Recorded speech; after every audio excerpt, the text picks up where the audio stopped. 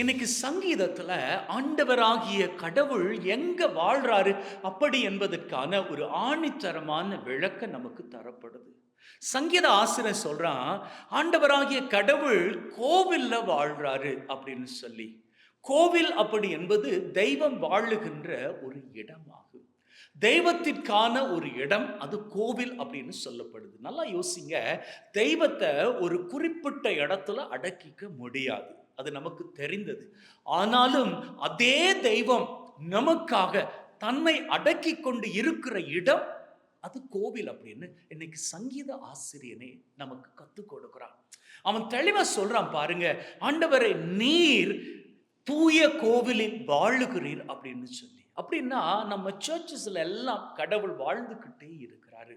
அவரை நாம டெய்லி போய் பார்க்காது போனாலும் வாரத்துல ஒரு வாட்டியாச்சு போய் பார்த்தால் அவரது ஆசி நம்முடைய வாழ்க்கை மீது நிறைவாக பொழியப்படும் இல்லையா?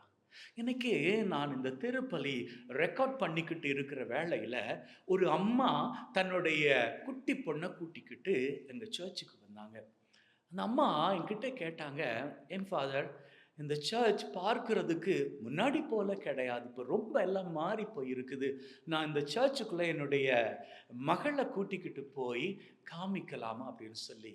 ஏன்னா நான் சின்ன பொண்ணாக இருந்த வேளையில் இந்த சர்ச்சுக்கு தான் வந்தேன் அப்படின்னு சொன்னாங்க.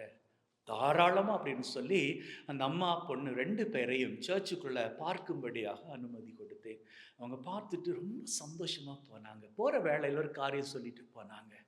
It's good to be back to church always அப்படின்னு சொல்லிட்டு போனாங்க. ஆலயத்துக்கு திரும்பி வருவது என்பது ரொம்ப சந்தோஷமான காரியம், நல்ல காரியம் அப்படின்னு சொல்லிட்டு போனாங்க. உண்மைதான் அன்பின் உள்ளங்களே. நீங்க சர்ச்சுக்கு ஒருவேளை டெய்லி போகாதவராக இருந்தா கூட காரியம் இல்லை. ஆனா நீங்க ஏதாவது ஒரு நாள், ஒரு வாரத்துல ஒரு நாள் நீங்க சர்ச்சுக்கு வந்து பாருங்க.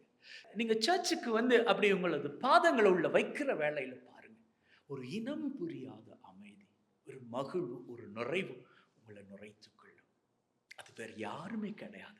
அந்த நிறைவை மகிழ்வை கொடுப்பது வேறு யாருமே கிடையாது. அது இந்த கோவில்ல வாழ்ற தெய்வம். ஆகவே யாரையும் நான் குறை சொல்லலை. உங்களுக்கு சில நேரங்கள்ல உங்களது வேலை பழு அல்லது குடும்ப பழு இதனால டெய்லி உங்களால சர்ச்சுக்கு போக முடியாது இருக்கலாம். ஆனா வாரத்துல ஒரு வாட்டி, அது என்னதான் வேலை இருந்தாலும் அதெல்லாம் முடிச்சுட்டு, அது எந்த நேரமாக இருந்தாலும் சர்ச்சுக்கு போய் ஆண்டவரது இல்லத்துல உங்களது கால்களை பதித்து விட்டு வாருங்கள். வாழ்க்கை